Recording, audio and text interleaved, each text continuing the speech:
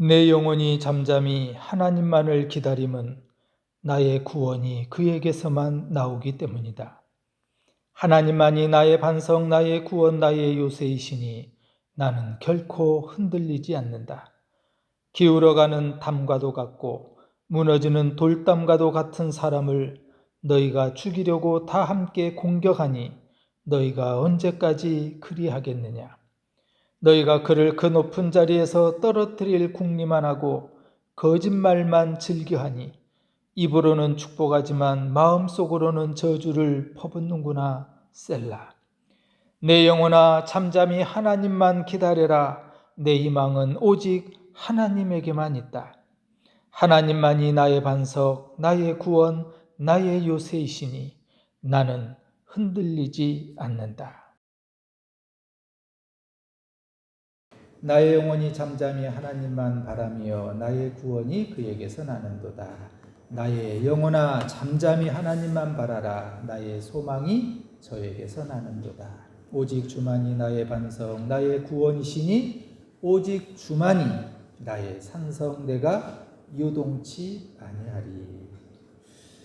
1절과 5절의 말씀을 잠깐 먼저 보면 이렇게 되어 있습니다. 내 영혼이 잠잠히 하나님만을 기다림은 나의 구원이 그에게서만 나오기 때문이다. 5절은요. 내 영혼아 잠잠히 하나님만 기다려라. 내 희망은 오직 하나님에게만 있다. 오늘 시인은 잠잠히 하나님만 바라보는 것은 구원이 하나님으로부터 나오기 때문이고, 잠잠히 하나님만 바라는 것은 소망이, 희망이 하나님에게서 나오기 때문이다 라고 이렇게 노래하고 있습니다. 구원이, 소망과 희망이 하나님에게 있다고 하는 사실을 시인은 강조해 주고 있습니다. 우리가 바쁘게 살아가다 보면은 하나님이 느껴지지 않을 때가 있습니다. 참 멀리 떨어져 계신 것 같고 또 나와 전혀 상관없는 것처럼 느껴집니다. 하나님께서 분명히 일하고 계시는데도, 하나님이 살아계셔서 나와 가까이 하시고 나를 보듬어 주시고 또 나와 함께 하시는데도 우리는 잊고 살아갈 때가 있습니다. 그런데 오늘 시인은 우리에게 가르쳐 줍니다. 잠잠히 하나님만 바라면 하나님께서 우리를 위해서 지금도 일하고 계시고 분명하게 또렷하게 우리와 함께 계신다는 사실을 느낄 수 있다라고 이렇게 말하는 것 같습니다. 여기에서 이 잠잠이라고 하는 이 단어는 침묵 또는 고요라는 이런 뜻입니다. 어쩌면 하나님이 느껴지지 않고 하나님의 일하심이 보이지 않는 것은 내가 하나님보다 더 바쁘고 하나님보다 더 앞서가려고 하는 것은 아닌가, 우리는 잠시 되돌아봐야 합니다. 그런 얘기가 있죠. 내가 입을 닫아야 하나님의 음성이 들린다. 내 목소리가 크면 하나님이 말씀하고 계시는 그 말씀을 우리가 듣지 못한다는 거예요.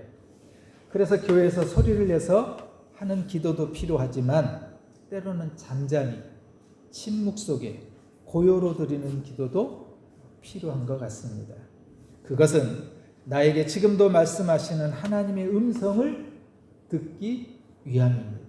2절에 하나님만이 나의 반석, 나의 구원, 나의 요새이시니 나는 결코 흔들리지 않는다. 또 6절에서는요. 하나님만이 나의 반석, 나의 구원, 나의 요새이시니 나는 흔들리지 않는다.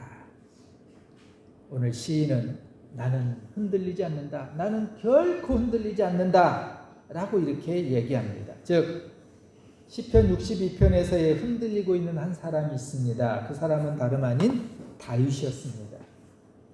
반란을 일으킨 아들 압살롬을 피해서 도망다니고 있는 참담한 상황에 놓인 아버지 다윗의 노래입니다. 우리는 시편 59편의 말씀을 묵상할 때 도종환이라고 하는 시인이 쓴 흔들리며 피는 꽃이라는 시를 잠시 소개해 드린 적이 있습니다. 시인은 그 시에서 세상의 그 어떤 아름다운 꽃들도 다 흔들리면서 피어난다라고 하는 것을 노래합니다.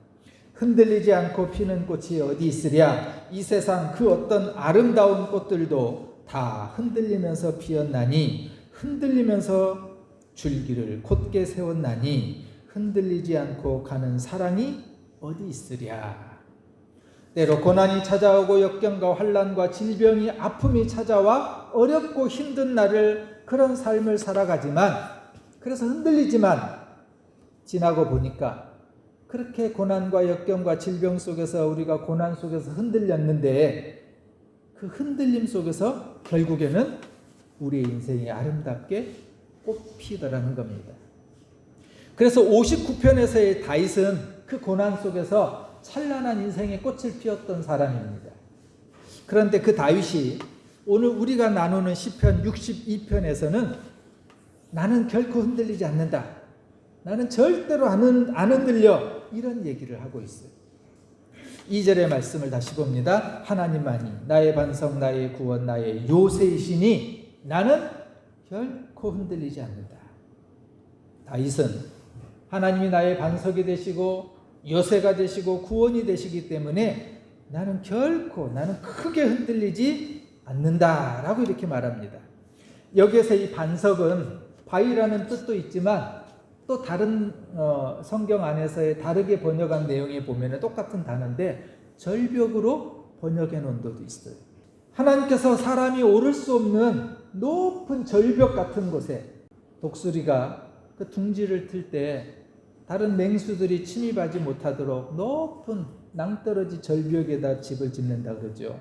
그런 것처럼 하나님은 나의 반석이시라는 이 표현은 나를 절벽 위에 놓은 것처럼 가장 안전하게, 다른 그 어떤 것으로부터 방해받지 않도록 안전하게 지키신다는 고백입니다. 요새도 마찬가지죠. 높은 곳에 세워진 곳이 요새입니다.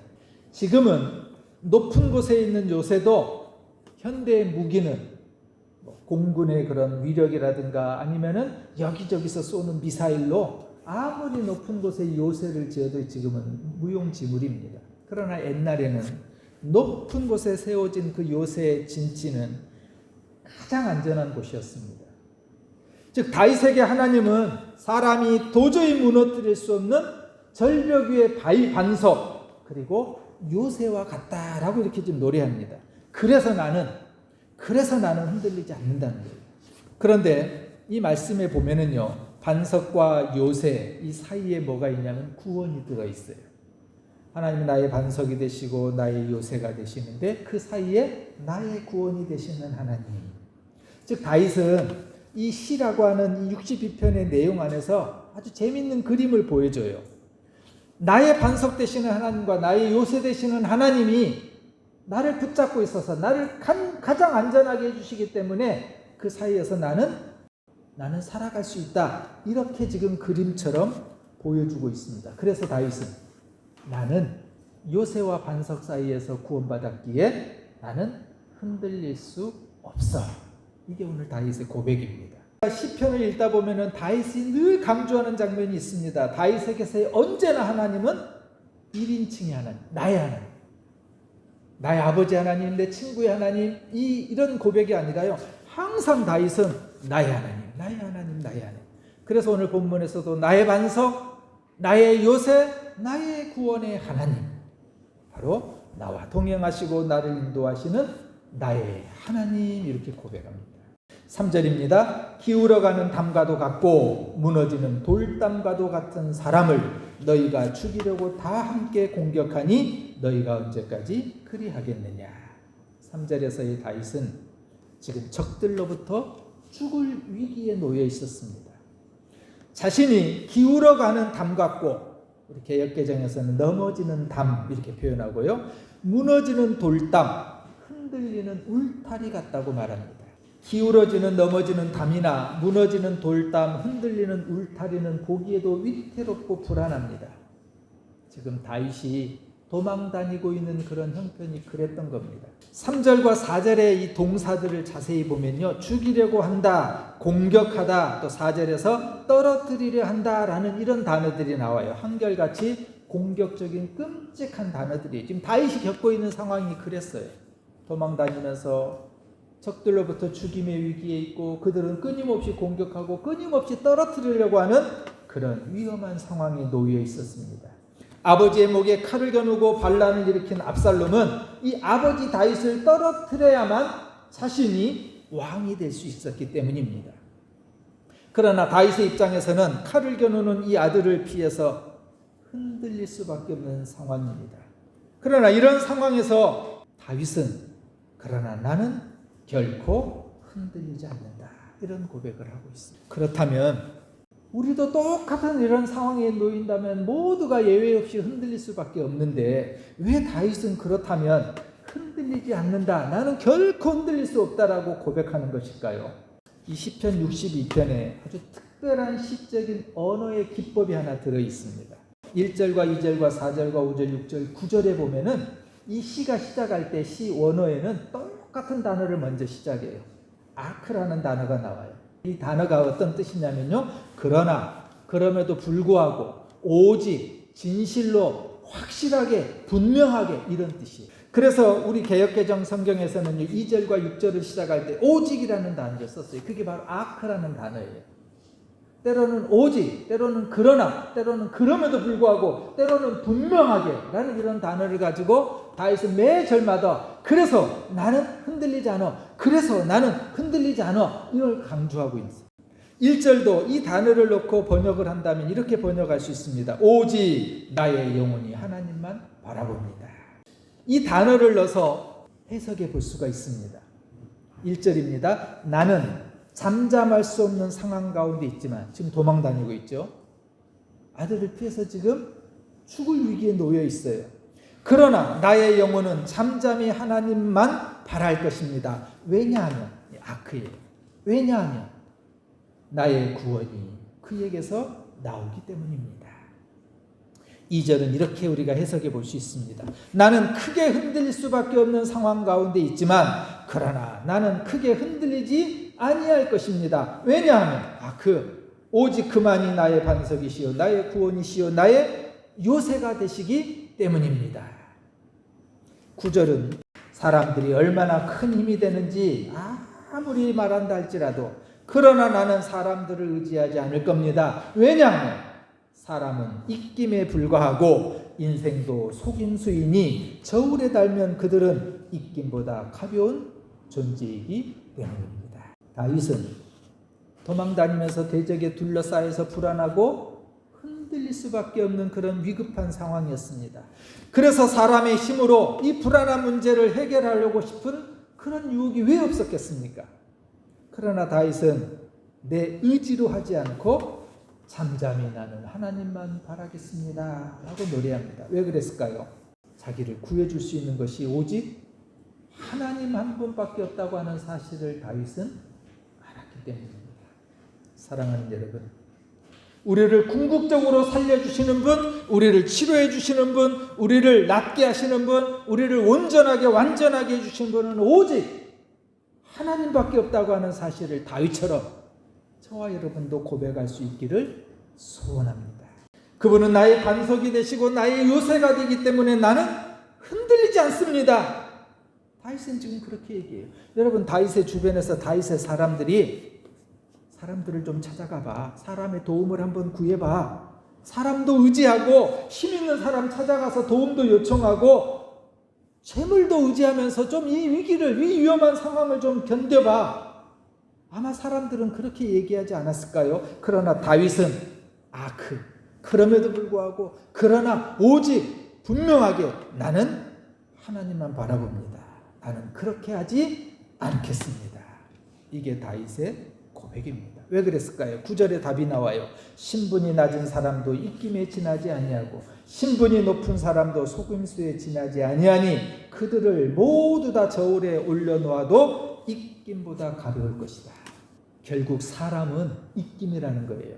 사람을 하나님께서 저울에 달아보면요, 하고 부는 그 입김보다도 가벼운 존재, 이게 사람이라는 거예요. 다윗은 그것을 알았던 거예요. 사람 의지하고 싶은, 사람의 도움을 구하고 싶은 유혹이 왜 없었겠어요? 그런데 다윗은 사람 의지하지 않겠다는 거예요.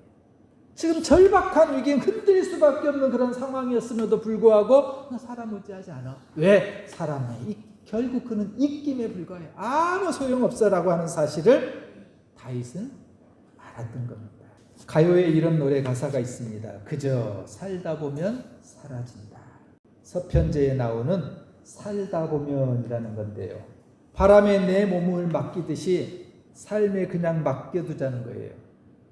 기쁘든 슬프든 살다 보면 그냥 사라져 간다는 거예요. 사실 이 노래는 굉장히 한에 절규하는 그런 노래 가사입니다. 여러분, 누구나 살다 보면 사라지는 것이지만 그냥 살다 보니 사라지는 것이 아니라는 거예요. 오늘 다윗은 그것을 우리에게 가르쳐줘요. 살다 보면 사라지는 것이 아니라 세상은 그렇게 살아가는 것 같지만 그런 흔들리는 상황에서도 나는 결코 흔들리지 않아. 이게 다윗의 고백이에요. 왜요? 왜 다윗이 이렇게 고백할 수 있었을까요? 살다 보면 그냥 사라져, 살아봐. 그게 아니라 왜 하나님만 잠잠히 침묵으로 고요하게 그래도 나는 하나님만 바라볼 거야. 왜 그랬을까요? 다윗은 하나님을 의지하는 사람이었기 때문에 그랬습니다. 흔들리지 않는 것은 다윗의 의지가 강해서가 아니라요, 하나님만이 결코 흔들리지 않는 분이라고 하는 사실을 다윗은 알았고 그 하나님을 다윗은 나의 하나님으로 믿었기 때문입니다. 사랑하는 여러분, 나의 반석과 나의 구원과 나의 요새가 되시는 하나님은 절대로 흔들리는 분이 아니시라는 것. 그분은 변하지도 않습니다. 그분은 항상 변함없이 그 자리에 계십니다. 내가 일이 잘 풀릴 때만 하나님이 내 곁에 계시는 것이 아니라 내가 일이 안 되고 실망하고 좌절하고 넘어질 때 하나님은 나를 떠나는 것이 아니라 하나님은 변함없이 언제나 그 자리에 계실 뿐입니다. 단지 내가 왔다 갔다 하는 것이죠. 여러분, 인생에 있어서 가장 큰 진짜 위기가 뭘까요? 사람들이 인정하는 재난이나 고통이 찾아오는 것, 그것이 우리 인생의 가장 큰 위기일까요? 여러분, 인생에 있어서 가장 큰 위기는 내가 하나님과 함께하지 않는다는 사실입니다. 변함없이 하나님은 그 자리에 계시는데 내가 그 하나님을 떠나서 살아가는 것, 이게 인생의 위기입니다. 나의 상황 가운데 하나님이 함께 계시지 아니하시고 내 인생의 문제 가운데 하나님이 간섭하지 않는다면 그것이 우리에게 가장 큰 위험한 일이고 그것이 가장 불쌍한 사랑입니다. 다윗은 오늘 우리에게 가르쳐줍니다. 나는 결코 흔들리지 않는다. 나는 절대로 흔들리지 않는다. 나는 크게 흔들리지 않는다. 다윗처럼 하나님이 나의 반석이 되시고 하나님이 나의 구원이 되시고 하나님이 나의 요새가 되시기 때문에 나는 결코 흔들리지 않는, 흔들리는 상황에서도 나는 절대로 흔들릴 수 없다고 고백하는 다윗처럼 은혜의 삶을 살아가시는 저와 여러분 되시기를 주의 이름으로 축원합니다.